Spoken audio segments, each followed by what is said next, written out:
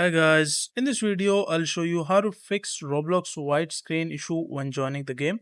Now the first step is just make sure to go to the Roblox player. As you can see, I have this application on the desktop, and if you don't have here, just go to the search section and search here Roblox. And once you find this Roblox player, just open the file location. And once you open the file location, just right click on it and again go to open file location. And once you're here in this section, you can see this is the basically complete path where our Roblox is installed. So from here, you can just click on Roblox Player Beta, right click on it, go to Properties, and inside the properties, just go to Compatibility. And from here, run this program as compatibility mode for change it to Windows 7.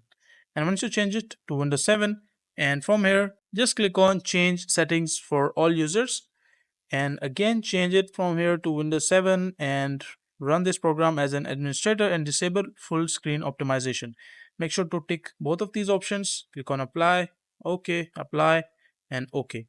And after that, hopefully your issue will be fixed. And if you're still facing the issue, so what you can do is just go to the search section and search here update, and you will go to the Windows update. So make sure that your window is up to date. If you have any kind of updates, just make sure that download the updates and install the updates. And once installed, and let's say that you are still not able to solve your problem, so what you can do is just go to the settings, search your apps and features, or you can just search uninstall, add or remove program. Just go to this setting, and inside this setting you will see all the applications. So just search the application called Roblox.